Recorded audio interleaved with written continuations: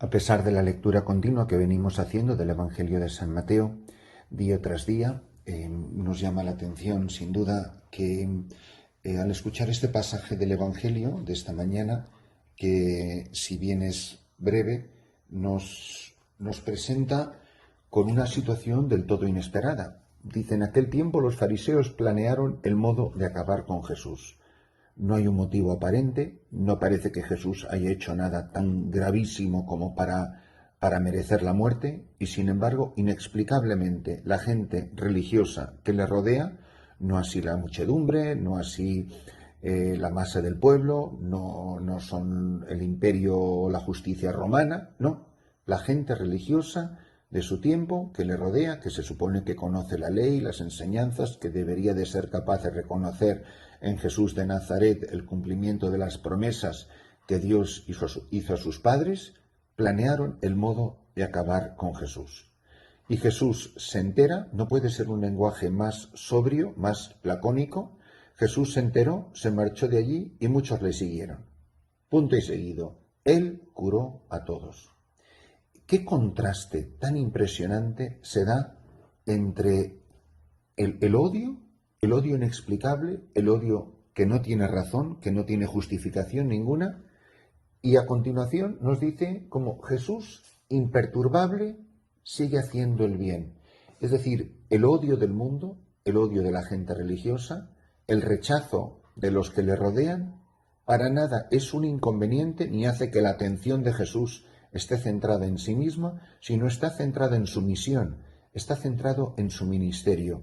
O sea, esta idea que tenemos de que uno se hace cristiano, uno se entrega al Señor, uno recibe a Jesús en su vida, uno reconoce a Cristo como su Señor y su Salvador personal, y que todo se nos va a facilitar y se nos van a abrir todas las puertas y la vida de repente se convierte en fácil, es que no puede estar más lejos de la realidad de la vida de Jesús.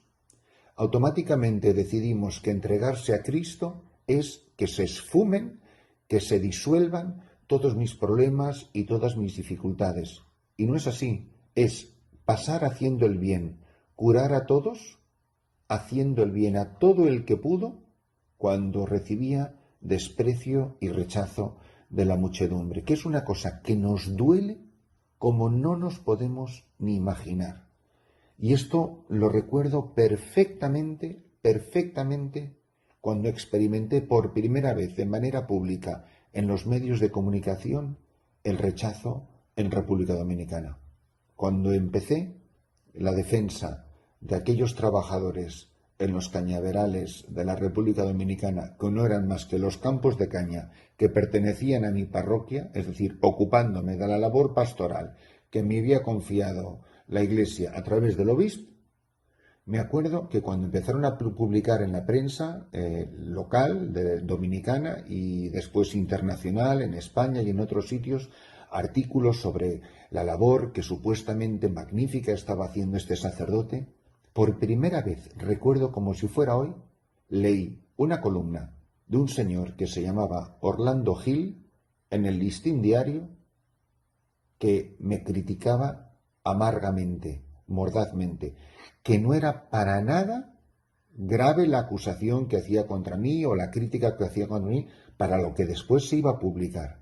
Cuando yo leí esa columna, donde nunca jamás en mi vida, bueno, porque tampoco nadie había publicado nada sobre mí, cuando leí por primera vez esa crítica en esa columna, sentí como un cuchillo en la boca del estómago. Y me di cuenta inmediatamente que no era más que mi soberbia y mi orgullo el que me molestara, que me criticaran. Tuviera razón o no tuviera razón lo que dijera el artículo, eso daba completamente igual. Pero el hecho de que alguien públicamente en un medio de comunicación como es la prensa, de tirada nacional en ese país, hablara mal de mí, me criticara, me rechazara, no es los fariseos que planean el modo de matar a Jesús, no, es un artículo de crítica. Y es como si ese día, cuando leí esa columna, quedé para siempre vacunado. Y desde entonces nunca jamás me ha importado que digan lo que digan, escriban lo que escriban, publiquen lo que publiquen. Es como que ese día quedé completamente inmunizado. ¿Y cuántas veces no me han preguntado a mí a lo largo de estos años. Pero usted cuando lee esas cosas, es como si estuvieran hablando de otro. Es que no me da ni frío ni calor. Pero no es ya ni por heroísmo, ni por virtud, ni por nada. Es que me da completamente igual. Quedé completamente vacunado. A una distancia sideral, yo entiendo perfectamente estas palabras.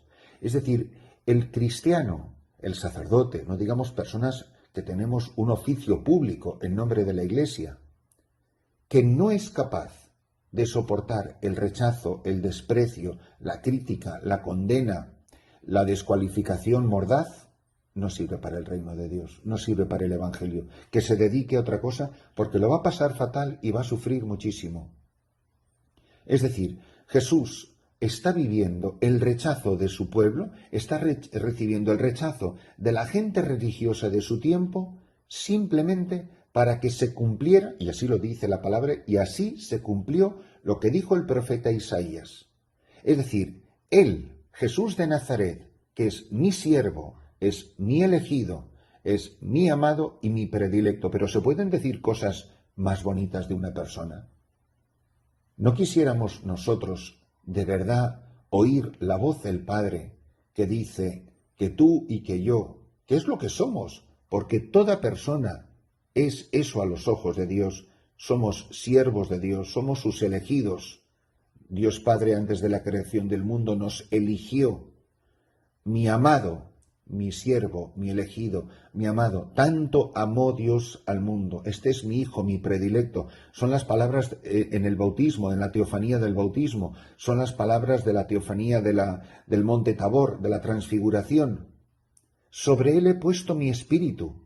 Hemos recibido el espíritu de Jesús para anunciar el derecho a las naciones. Y anunciar el derecho a las naciones significa que los fariseos de turno, y cada uno tenemos nuestros fariseos, van a planear el modo de acabar con nosotros, que puede ser la calumnia o que puede ser la violencia física, que puede ser que arruinen tu carrera, que puede ser lo que sea, da igual. Pero que el enemigo no se va a quedar de brazos cruzados, que siempre vamos a recibir el rechazo y el desprecio. No porfiará. ¿Cuál es la respuesta del siervo, el elegido, el amado, el predilecto? No porfiar, no gritar y no vocear por las calles.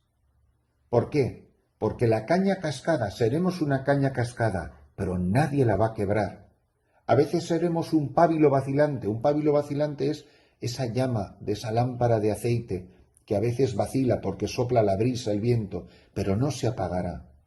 Y esta caña no se quebrará, ese pábilo, la llama, no se va a apagar hasta implantar el derecho. En su nombre esperarán las naciones. Esta es la misión de la Iglesia. Que muchas veces pareceremos una caña cascada o un pábilo vacilante, pero nunca jamás se quebrará, porque el Señor la sostiene, el Señor le da fuerzas. Y esa llamita que parece que cualquier brisa la va a apagar, no la subestimemos, no se apagará jamás la luz de Cristo en el corazón de los hombres, que es capaz de soportar la injuria, la infamia, el desprecio. Por eso es importantísimo que todos nosotros esta mañana nos revisemos frente a la crítica, frente al desprecio, frente al rechazo. ¿Cuántas veces dejamos de ser quien sabemos que estamos llamados a ser en la Iglesia para que no nos critiquen, para que no hablen mal de nosotros, para que no se mofen de nosotros, para no ver nuestro nombre ensuciado? Tú tienes tu Orlando Gil, cada uno lo tiene. Cada uno tiene que ver por primera vez su nombre ensuciado, criticado, despreciado, mofado. Ese día quedas vacunado frente al rechazo, frente a los fariseos de turno. Se disfrazarán esos fariseos de virtud, de derechos humanos, de estar acorde con los tiempos. Uno tiene que elegir en la vida a quién va a ser fiel y no puede servir a dos señores. Si vamos a permanecer fieles al Evangelio, si vamos a permanecer fieles al magisterio de la Iglesia, si vamos a permanecer en la comunión de los santos, en la sana tradición de la Iglesia que ha alimentado y nutrido la vida de incontables generaciones de católicos, nosotros sabemos que eso viene con un precio, con la convicción de que buscarán la manera de acabar con nosotros y, sin embargo, seremos el siervo, el elegido, el amado y el predilecto. Pero para ser siervo de Dios, para ser su elegido, para que Él pueda decir de mí que soy su amado y su predilecto, yo tengo que defender el derecho en las naciones, hasta implantar el derecho en las naciones. Mirad mi siervo, he puesto sobre él mi espíritu, para que anuncie el derecho a las naciones. Yo no quiero decir con esto, que sería una interpretación barata, que lo que está diciendo el Evangelio cuando usa la palabra derecho, usa la palabra justicia, a lo que se refiere es a la santidad. Ahora, no simplemente una santidad de peana, también quiere decir nuestras relaciones con los hombres, nuestros hermanos. Y no hace falta volver a la reciente parábola del buen samaritano para caer en la cuenta de esto. Yo no puedo dar un rodeo frente a mi hermano que está caído, al hermano derrotado, al hermano humillado o despreciado, al hermano perseguido. Por eso, que en la celebración de esta Santa Misa yo me mire a mí mismo, estoy dispuesto a pagar el precio de fidelidad a Jesús, aunque busquen la manera de acabar conmigo, personalmente o institucionalmente, con tal de que el Espíritu de Jesús haga que yo lleve e implante el derecho en las naciones? Estoy convencido de que aunque yo sea una caña cascada, nunca se quebrará, y que este pábilo vacilante, que es la pequeña llama que alumbra en mi corazón, no se va a apagar nunca. Que el Señor nos conceda la sabiduría de los santos, que en medio de las vicisitudes de este mundo, de las tormentas, de los vientos y de los oleajes, siempre han permanecido fieles a Jesús.